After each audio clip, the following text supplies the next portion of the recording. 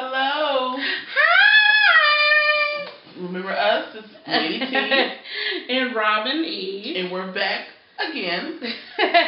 We're not going to get to the whole hoopla about who did what and why we're not back. We want to say we're back. Hopefully back in rotation, back in our normal routine. But we want to get right into it. So we are doing a review on pretty much all of the Housewives. We didn't do any reviews on that. And as you know, tonight was reunion part 2. Because they are deciding to split these reunions up into 50 episodes. For what? Which is ridiculous. But anywho, let's get into it. So, to me, the whole season, I feel like kind of got better once Kim left. That's my personal opinion. I just thought she was a waste of space. I don't even know why she has her own show. That's why I think she had her own, because she knew she had her own show. So she didn't need a housewife no more. You know, she just did what Nene. She got on this dream coat and rode it. Now she got her own little show. Anyways, for me, like I said, it didn't really affect me either way.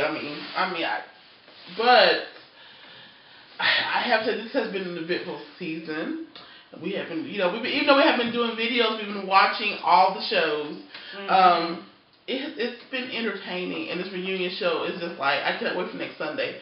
Like, I need to push a fast forward button and go from Sunday today to next Sunday, because it's going to be so explosive. I cannot wait. I'm like Robin E. Why did they got these 3 parts? Even if they do 3 parts, they used to do it like, okay, Sunday, Monday, Or have long reunions. Do a 2-hour reunion or something like that. Like, girl, yeah. But anyways, let's just get into this reunion, because the reunion is really covering everything. And I haven't seen that in a reunion in a long time. Yeah. So, okay, of course, we all know there's 2 new characters on there. Kenya and Portia. Kenya kind of, who do you feel like she is now? As a replacing someone that's prior been on the show? Like, who her personality is like, in a way. She kind of reminds me of a mix between like Lisa, Blue, her character, and maybe Sheree. Like, it's in that. I feel like she's like Marlo to the 100th power. Yeah, I would say that. There was a genuine, what's the word, authenticity, whatever, in Marlo, where like Kenya, you have to do all this, like that whole fan thing. Like, she probably watched like the prior reunion show, like, how can I set up this season? When that fan, so if I was Candy, she would have whooped that fan out one time, and I'd snatched her hand and beat her upside the head with it. Now go take your fan and go sit over there on that couch. I mean, like, really, all that stuff was so extra. That fan. It's crazy. Yeah. And then Portia, to me, I mean, it's like a lost damsel in distress, but she just knows she's lost. Yeah. I don't think she's going to be on there too much longer. And of course, if you look at the Twitter world and the blogs, it is rumored that she's not going to be back on the next one. They're already shopping for a replacement for her. So, I feel like when you come into these reality shows, you got to come in with a bang to keep your spot. I feel like Kenya did enough work this season to keep her spot on the next season. So, but poor little Portia, I think she really didn't do enough. And then, of course, with Cordell filing for divorce, it's going to be interesting to see what she's saying next week about him. Because the reunion wasn't too long ago, so they had to have been going through problems. I think, if you kind of can see, they showed a little of next week's episode. He wasn't there at the reunion, so that kind of just lets you know, confirms that, there's problems. Like I said, it's been stated he has filed for divorce, saying that the marriage is irreparable. So whatever happened, I don't know if the whole thing reality show or him being depicted as being an aggressive type of bossy husband that runs his little wife, and but obviously Cordell makes the money, so yeah, it. But anyway, let's go on next. So the big thing about the reunion here is Phaedra and Kenya do not like each other. It all started because Phaedra wanted to do the workout video, and then of course Kenya was supposed to help her because she has this production company, and it all went haywire from there because Kenya felt like she should get paid, and Phaedra wasn't willing to pay on the back end or something like that. Yeah, it was some kind of leak type of thing. But yeah, so either way it goes. So Kenya went and said, well, I'm going to do my own workout video. And that's where their beef comes from that. But let me say this about Miss Phaedra Parks. Even though I like her, I'm not going to lie, I do like her. She's shady. All the way shady. Shady, yes, she is. Because I was telling Robert E. where watching, I said, you got 5 people saying the same thing about this one person. It's got to be some ring of truth to it. But if you not realize, I mean, if you don't remember, like, throughout the season, like, especially, like, at Candy's housewarming party, when all of a sudden Walter showed up with his new boo, and no one knew that he was coming but Cynthia and Apollo. I mean, Phaedra and Apollo, my bad. Yeah, this is the rate of shadiness to it. The kind of when Nene just brung out about the whole thing.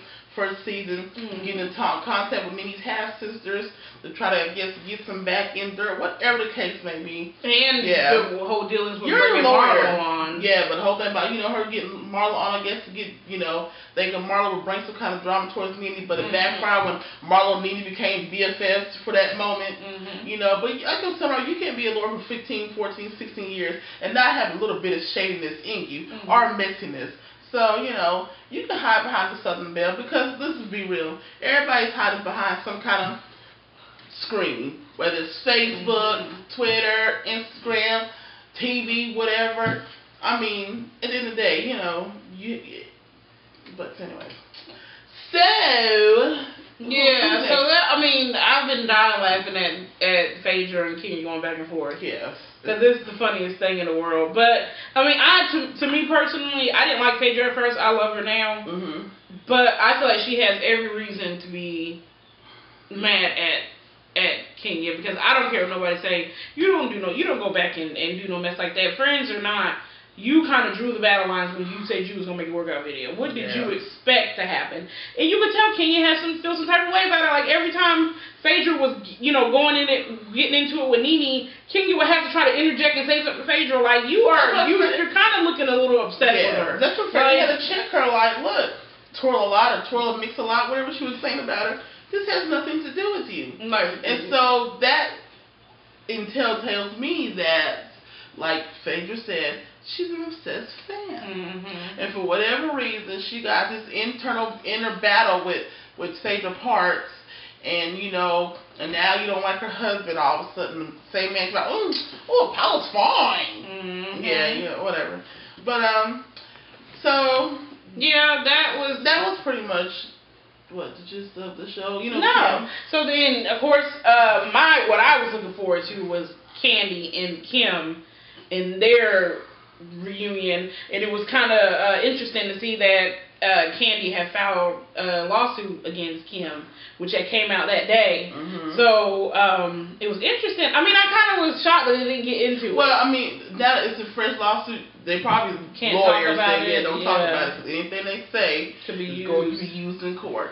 That's interesting. And I knew that demise of that friendship because, like we were talking about, the only reason why Candy and Kim became friends was for the simple fact that Nene and Kim were falling out. And Candy and Nene had already had their big blowout. So it made sense for you two to kind of, join forces just because you guys didn't like Nene at that moment. And then I feel like now this whole reunion between Kim and Nene is happening because now Kim and Candy don't like each other. And we already knew Nene, I don't know what her thing was against Candy, but Nene and Candy had never got along since she first got on the show. They kind of like are around each other and cordial with each other just because they have to be, I feel. But I feel like this whole reunion between Nene and Kim, I think it was for show. I really do, and I think it's fake when people feel the need to become friends just because they done felt they got a common enemy now. Because that's how it is. In the show, how Phaedra and Portia really wasn't feeling each other at the beginning, and then the minute they both fell out with Kenya, they were BFFs. So it's like, that's fake. Kind of said that. But yes, she did. But even with Cynthia though, because Cynthia and Kenya fell out first about the whole agency thing, they wasn't feeling each other. So she cleaned on to Portia, but then the minute Portia and Cynthia fell out, then Kenya tried to be buddy with Cynthia again. It's kind of childish, ladies. I don't know. I'm getting to the point now. I just feel like all these reality shows are just a load of just a bunch of scripts. Like you guys get scripts at the beginning of the week and learn your lines and a little bit of improv thrown in there. I mean, producers have been on a lot of reality shows. Even some of the people come and say they do tell them to exaggerate a certain situation that is real, but exaggerate it, make it more than what it really is. We want you to act a certain way. You know, they would shoot certain scenes to, you know, because the first reaction, you know, wasn't a hype one. So, I mean, yeah, we know, at the end of the day, we know a lot of reality shows are, even though this maybe the situation, the story's been real, but they do hype a lot of stuff up. But it's still entertaining, and we're still going to watch for you.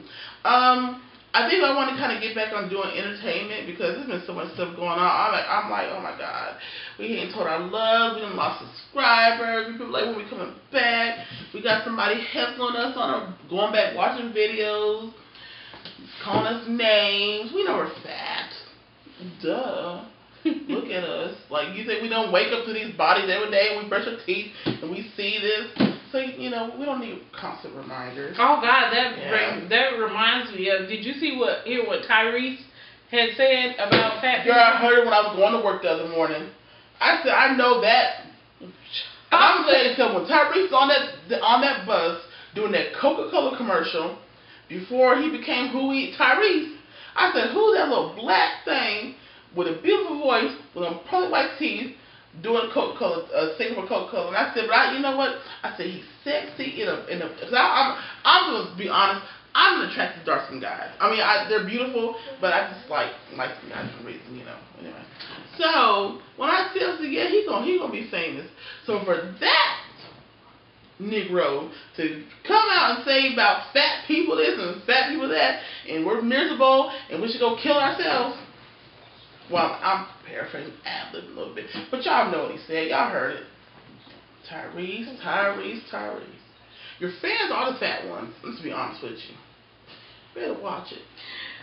I don't know what to say about it. I just think it's crazy. Like, I mean, people don't, like you just said, like, people don't know that they're big. Like, people don't know the problems that they have with themselves. Like, who needs for someone to reiterate or to try to make a mockery of somebody? And there's so many people out in this world who are overweight and can't help it, or they have some type of ailment that makes them gain weight or whatever the case may be. And I'm sure he's going to say, well, I'm not talking about those people. I'm talking about the ones who are lazy and this, that, and the third. Okay, that's fine. You keep doing what you're doing. You keep making your music and making your movies and doing whatever you're doing. But to have to insult somebody is ridiculous.